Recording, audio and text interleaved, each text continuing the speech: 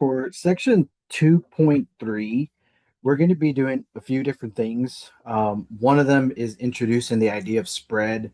Another one is using z-scores as a way to measure um, how extreme a value is compared to other values within a set of quantitative information. So, first of all, let's look at what do we mean by standard deviation. Give me 1 second to get my pen to work here. Oh, let me turn it on real second. Um, so, standard deviation, first of all, is involved whenever you have a quantitative information, so numerical things. And the first thing I want to tell you is that standard deviation, it does take a formula to be able to calculate it, but know that it's not something that you're going to be required to ever actually have to calculate or use the formula to do it. It's going to be something that we'll be using stat key anytime that we need to calculate that. And what I want you to do for this current lesson right now is just have more of a conceptual idea of what a standard deviation is. So it's a way to talk about how spread out a set of numerical values are, or how similar they are. Either they're really, really different or they're all kind of the same thing. And so again, conceptually, I went ahead and put together just two examples here.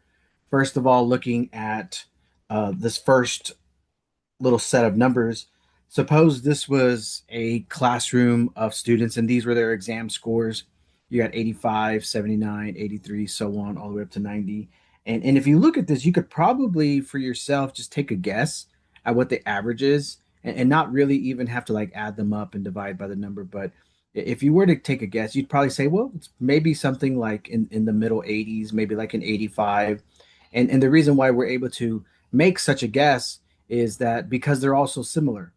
And a set of numbers like this, where they all seem kind of the all within the same neighborhood, would have something like this, a standard deviation maybe of like 3.6. And I actually did use the formula for standard deviation, and you're welcome to look it up and see what the formula looks like. It's very busy, it has like square roots and squares and subtractions and all this busyness.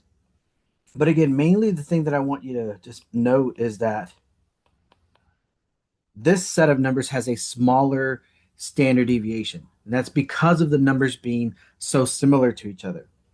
Now, if you were in another classroom and these were maybe the set of test scores for that group of students, well, now it looks very different. You've got stuff that's in the 30s, stuff in the 40s, stuff in the 80s, higher 90s. And this one, it would be much harder to guess what the average is. And actually, the truth is, it also does have an average of 85. But what's different about it is because of the inconsistency or how different they all are, this set of numbers has a larger standard deviation. And so for now, that's all I want you conceptually to have in your mind is that when we talk about standard deviation, it's a way to measure how spread out or how clustered together the numbers are. The more packed together, the more similar that they are. Stuff where it's all over the place, bigger standard deviation. Now, there's going to be notation popping up here. We already know about X bar. That's what you use for a mean that you calculated based off of just a sample of people. And then we know mu is like the big cousin or the big brother. That's if you do the calculation of average for the entire population. And standard deviation does also as well have its little notations. SD if you do standard deviation from just a sample, and sigma if you do the standard deviation using the entire population. Now, one of the biggest things that's in this section is something known as a z-score. And what a z-score is it's a way to convert a data value into a z-score so that it's easier to compare it to other numbers, like who did better, who did worse. On the next page, I'll show you an example where something like SATs, and ACTs. Those standardized tests are not measured the same way, but you could convert them into Z scores as a way to compare test scores that are measured in different systems. Like SAT scores or something like 1,000 or 1,200. ACT scores might be like a 21 or a 22. But a Z score would be a way to convert them into a common like grading scheme. That way you can see like, well, whose score was better than whose. A number line for Z scores is really important. Um, the thing about it is it's got zero right here in the middle. Just writing the word average there. So let's say someone had like up above, right? We were talking about this maybe having an average of 85, and these actually really do. I did calculate these out. That average is 85. So if you were in one of these classes and you scored an 85, well, you would be able to say, well, I was average, right? I wasn't above others, I wasn't below others. I was like in the middle. In the middle is where my test score was. If you took your grade of an 85 and turned it into a Z score, you would have a zero. And I was like, well, I don't want a zero for my grade. For a Z score, that would mean you were an average test taker, not the higher scores, not the lower scores. You were like in the middle. If somebody had, let's say, maybe a 92, well, their Z score would be over here on the positive side, like maybe like a one, maybe like a two. And anything over here, Z score wise, would be described as being above average. Above average. Now, we're also going to do this. Anything that has a Z score, let's say, I'll put like a 2 point like two as opposed to like a 1.5. If you had, let's say you had like a 99 for your score, then you are way above average. So you would be two things. You would be above average and extreme. You would be an extreme high score. Like you did phenomenal. Okay, now let's say somebody was not an 85 for their grade, and instead they had like maybe an 81 or a 75. Well, they might have a Z score of let's say negative, I don't know, negative zero point 0.5 or negative 1.5. Anybody who's down here would be described as below average. And then likewise, if you were way over here, let's say like a negative 2.1, you would be still a below average test taker, and also at the same time you would be described as having an extreme low score. And this doesn't have to just be for taking tests. This could be like people's height. Like people over here would be, below average, like short height, and then over here these would be really really short. And then over here this would be, you're really really tall people like Shaquille O'Neal or basketball player type individuals. So let's actually go ahead and try using these. And you'll need these. These are how do you take a number and convert it into a z-score. And I know when you see the notations you're like, wait, what is this notation? You got like x minus mu over sigma, x minus x bar over standard deviation. And rather than focusing on like the notation, again, I'm trying to keep things more on the conceptual side. And what you need to know is both of those are just whether you're using a sample or population. But what's important is that you know that the x is the data value that you want to turn into a z-score. So, like again, you might take your height, however many feet and inches you are, and turn it into a z-score to see whether you've got an average height or below or above. So you would take your height, which would be like your data value, and you would subtract it by the mean, whatever the average height is for people, and then you would divide by the standard deviation,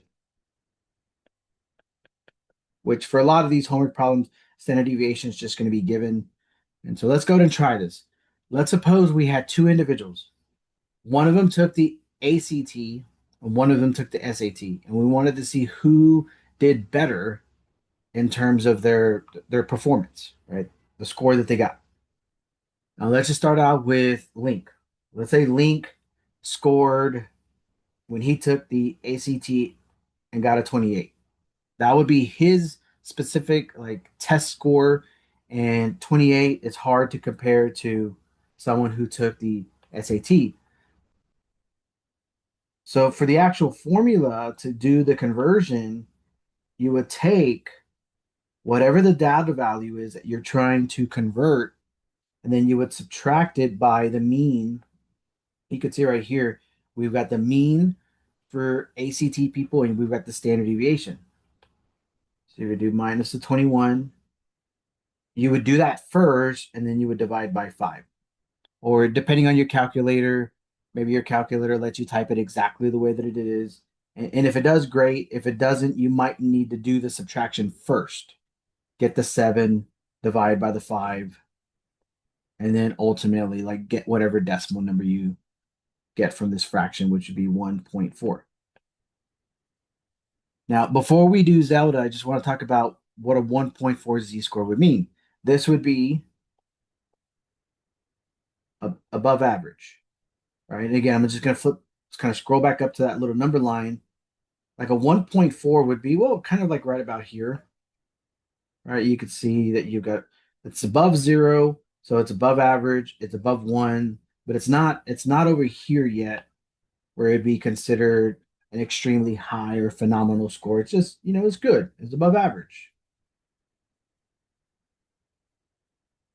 Then if we do the same thing for Zelda, again, you'll take, in order to calculate the z-score, you would take her performance, which is suppose she got a 2200. That would be her data value.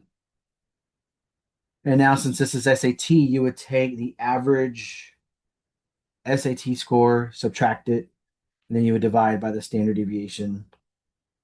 So yeah, whenever you get to the homework, these numbers will be given. So you'll do the subtraction first. Again, depending on your calculator, you might already have one that lets you just put the whole thing in there like this. And you can skip the part that I'm doing here. But if not, I do have sometimes students with their calculator. It's better to go and do the subtraction, and then you've got the 700 divided by the 325. And then you just make sure in your calculator, double check that you get 2.15. Now, this one would be above average, but it would also be extreme, right? And that's what we had right over here. Yeah, anytime that you find that a number has a z-score of like 2 point something, like it's high, it's above average, but it's considered an extreme. Also, another word we might use is like rare, but there probably not going to be a lot of people who score that high. So in this case, when we talk about whose score was better, Zelda's would be considered better because of it being higher in terms, or just even by looking at these, right? Link was a 1.4, she was a 2 point something. So yeah, her score, her standardized test score was better. Now, for me, writing it like this is just kind of just taking little notes. When your homework asks you, and it will, quizzes, tests, eventually there'll be a time where it says to interpret her z-score with respect to standard deviations. So, and here's what I want you to use as a template. You would write like, what it is that we're trying to interpret, an SAT score of 2200 is 2.15 standard deviations. And because it's positive, it's above average. Right. So whenever you're asking the homework to interpret uh, somebody's data value or their performance, don't just write this. Right. Go ahead and use this like a template. This is the data value. She did a 2200. You want to put how many standard deviations that it was either above or below average, and then you want to put right there. It was either above or below average, so this is above. And then separate from that, this could be categorized as being it's asking would this be considered extreme? Yes. Anything more than two deviations away from the average is extreme. All right, let's try something else. So Z scores is something new showing up in this homework. And then the other thing, now that we know about these Z scores, like how spread out quantitative information is, we could talk about 95% intervals. Now, the catch is it says that if you have a distribution that's roughly symmetric and bell shaped, and we talked about that before, that's you got skewed left, skewed right. If it looks like this, you got a little bit of tail to the left, a little bit of a tail to the right. What they say is that 95% of your data is going to be within two deviations from the center. So when we talk about the center, that's the mean or like the average. And then the spot that I have all shaded in gray, like right here to here, these would be like actual data values, like people's test scores or people's height or their ages. But then what that would mean is that if this is 95%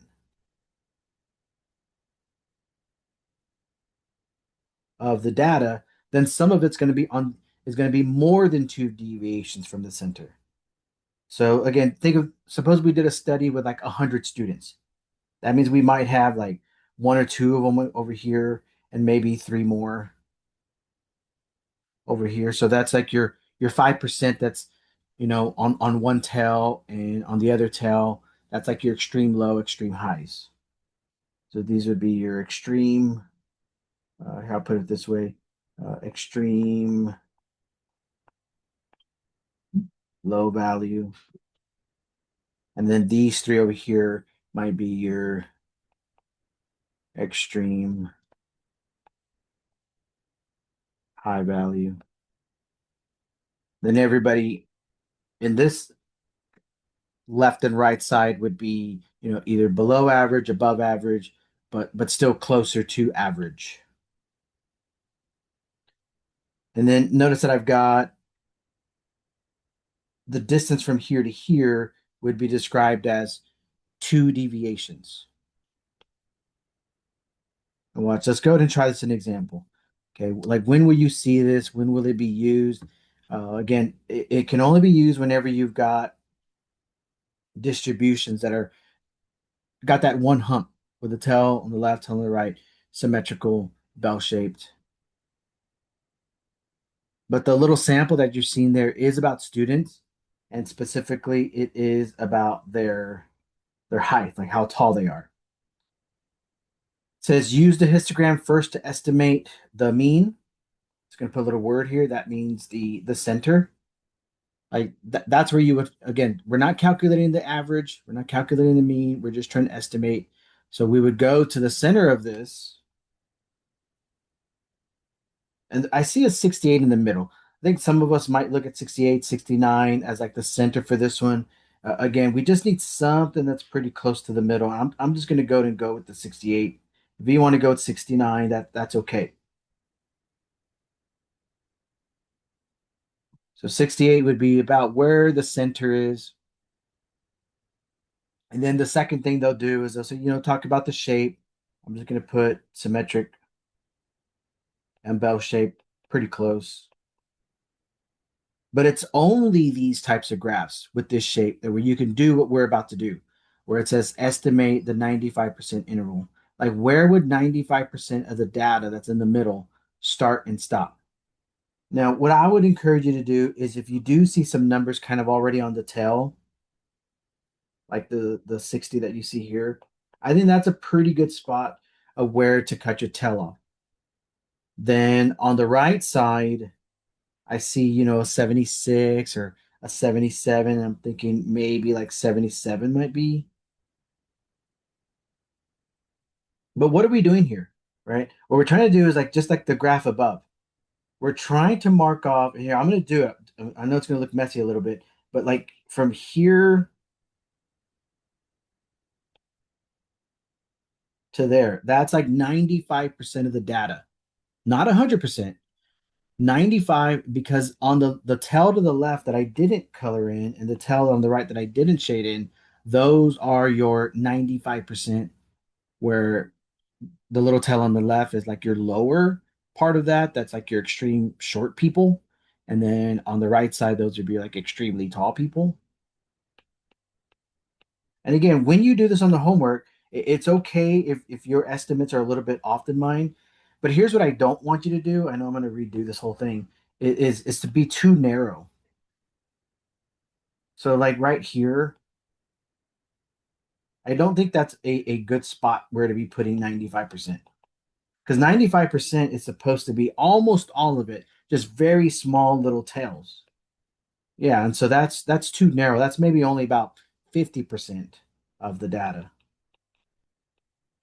I'd encourage you to go a bit more wide than anything. All right, let me go right to boo, boo, boo. Let me go back with my 60 again. Just small little tail getting cut off, small little tail. So I'm going to go with 60 to 77 would be about where 95% of the data like starts and stops. Your middle 95%. Now, there's more, which is now doing this. Two deviations, right? From here to here, from the center to where you just cut off would be two deviations. Or on this side would be two deviations from the center.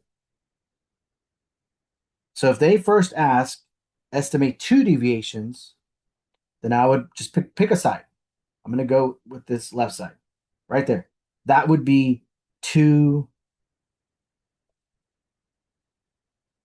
standard deviations. Now, specifically, they're asking like, how long is that? Like, what's the distance for two deviations? And again, it's going from 60 to 68, which is a distance of 8. But what they're going to be asking primarily on the homework and eventually like quiz and test is like, how long is one deviation? So all you'll do is you'll take that, we know that this is 8 and just cut it in half, which would be 4, 4 and 4. So there's really no, for these exercises, no real like formula that you need. It's just an estimation and no, here's two deviations, cut it in half. Now, if you're thinking, wait, what if we had done the other side? Here, I'm going to do a different pen, different color. Suppose we had done the right side. And if it doesn't really matter which side we pick, then and if I go this side, that would be two deviations as well. And I would note how long that is. That would be a distance of, again, from 68 all the way to 77. Again, calculator if you need it. But that would be, what is that? 7, 8, 9? Yeah, 9. Okay, I'm gonna end up keeping my 8 and my 4. But let's just suppose someone had used the right side, then this would have been 9, and then you would same thing. If they asked for just one deviation, cut it in half, and you would be 4.5. So again, because of us estimating things, this is where on you and the answer when you're doing your homework and you check the answer key. If me and you our estimates are a little bit off, but I say that the answer is 4 and you say 4.5, that's not a big deal. All right. So again, I'm gonna go to keep my just the version I did in black. I just did the right side just so that anyone knows that well, if as long as you pick one side or the other. All right. Now, that right there was the idea of estimating 95% of your data. I think students prefer whenever it's based on just calculating it. And so there is for this a little formula. If they ever ask you to calculate the 95% interval, and again, keep in mind what that is. I'm just going to squeeze it right here. You're going to have your your distribution and your 95% interval is, right? Trying to cut off where like the middle 95% is with respect to the center. But instead of having a picture and estimating it, what it's going to be to calculate your interval is you're going to take the mean, but you're going to do it twice because there's two numbers, like where it starts and where it stops. You can do minus two times your standard deviation, and then you're also going to do two deviations, and that's going to get you your lower and your upper. And if you're looking at these two things, it's exactly what I just wrote. It's the mean plus minus two times your standard deviation. Except one of them is if you're working just with a sample, and the other is if it's based off a population. But let's try it. Let's suppose we don't have a picture, but what we do have is the output for a set of data. This study here was about men and their percent of their body that was body fat. And you can see you've got, you know, one of the men had 3.9, the person in the set who had the smallest amount of body fat. Then you had one of the guys that had like 40.1% body fat. And what we're going to need for part B, when it says to calculate the interval that likely contains 95% of the data value. Okay, I'm going to draw a little picture. That's trying to do this. All right, where's your middle 95% of your data? But all we're going to need are these two things. We're going to need the mean and the standard deviation for that. So the mean would be 18.6. Again, if you're wondering, like, wait, why did you use X bar? X bar is the notation we use whenever we're doing a mean based off of just a sample. This is a sample of min that they used here. And then the deviation would have been most likely just something Stacky did with the like a formula. So to get your interval, you're going to do the mean minus two times the standard deviation. And that's what you put in your calculator. Yeah, the mean 18.6 minus 2 times 8, which would be minus 16. And then you're going to do it again to get the upper. Again, the interval is about where it starts and stops. 18.6 plus 2 times 8. But when you put your answer, make sure that you write your answer. All right, this would be 2.6. That would be your low to your high. And all I did was just put both those little formulas into my calculator. And so it said the 95% of the men in that sample had a percent body fat of 2.6 to 34.6.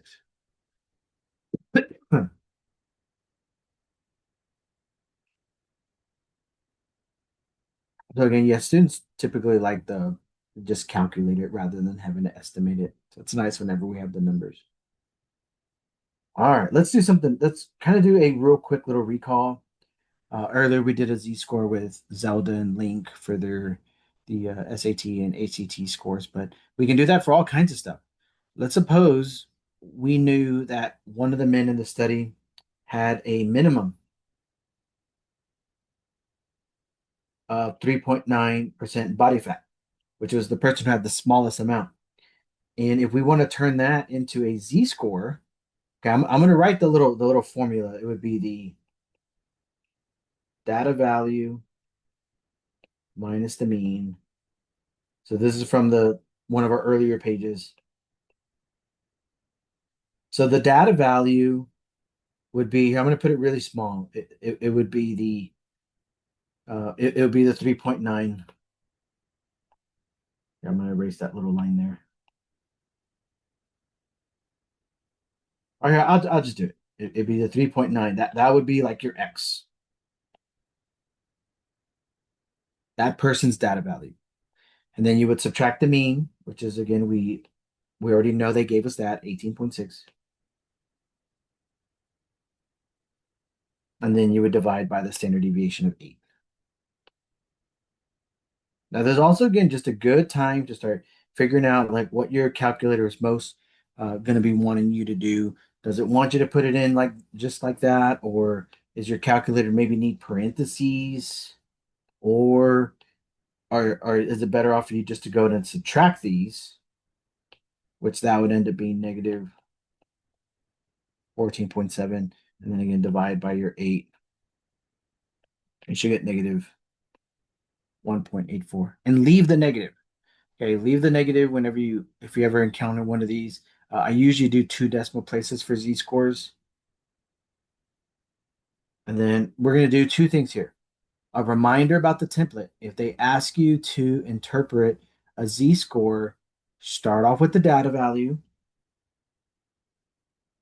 a 3.9%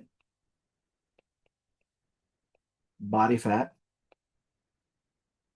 That was this man's data value is.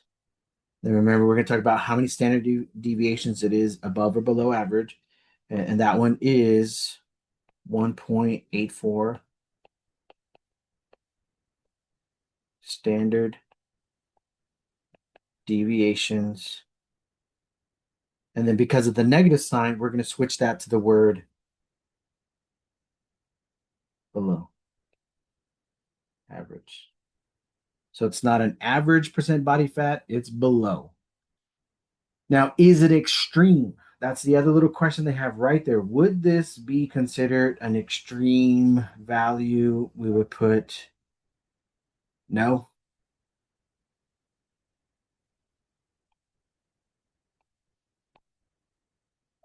And the reason why it's not an extreme value is because, again, I'll just sneak in a little. I'm right here, wherever you got some room, throw in a little number line here. Remember, 0 is average, 1 and 2 are above average, -1 and -2 are below average.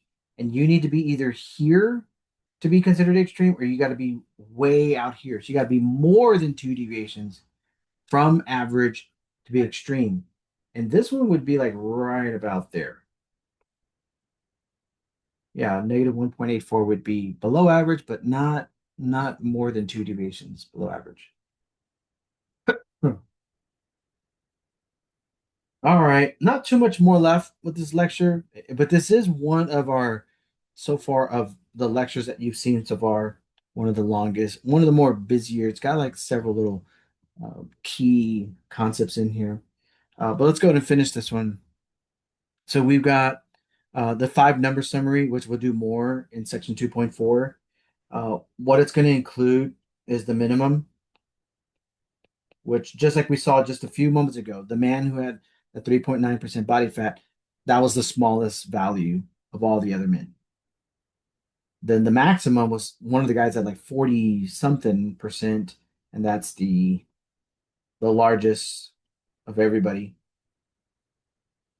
Then you've got your median, which splits the data 50-50. And then we've got another split. It's the Q1, or the first quartile, and the third quartile, Q3. And I figured the best thing to do is just kind of give you a little picture here. This would be that would be your 50-50 split. And then you would have like your 25th percentile, 75th percentile. So they're like just other additional splits that cuts all the data into four chunks. Now, the thing I want you to for sure have is anytime they want you to calculate the range, it's the max minus the min. The largest value minus the smallest. Then anytime you're asked to calculate the IQR, it's the third quartile minus the first quartile. And we're not going to do a whole lot with the range it'll pop up as a quick little question here and there. But um for the interquartile range, that's something we're going to do some stuff with, especially next time with section 2.4. But one thing I want to do with this, not take too much time, is in the homework if it asks you to estimate the five number summary, I would recommend starting with your median, 68, 69 would be a good estimate. 59 maybe for the minimum. I don't know, whatever's right there at the end, maybe an 81. But if I say 81 and somebody else just goes with the 80 that's already there, that's totally okay. So let's go and put those numbers in because they're usually what I would say are the first things you should do. You've got your minimum, and you don't have to label them. I'm doing it just for the lecture. And you've got your 68 for your median. Now, this is this is cutting the data as best we can, like 50-50 split. And again, if someone's like, oh, I want to do it like at 69, that's okay. Go ahead and do 69. But now when you get to here and you're now trying to split this part of the chunk of the data 50-50, again, you got to be careful because if I were to cut it maybe like right there, probably not a good job because this spot that I just shaded doesn't seem to be about the same size as that. Again, if this was like two toddlers that were going to share this, whichever toddler gets that is probably going to get mad because this other toddlers looks like they're going to get like a lot more of this like shaded region. So I'd probably adjust it and go with maybe I think at least 65 would be better, maybe 66. But don't spend a whole lot of time on these. Again, this would be like 25% of the data. This would be another 25% of the data. And then likewise for your Q3.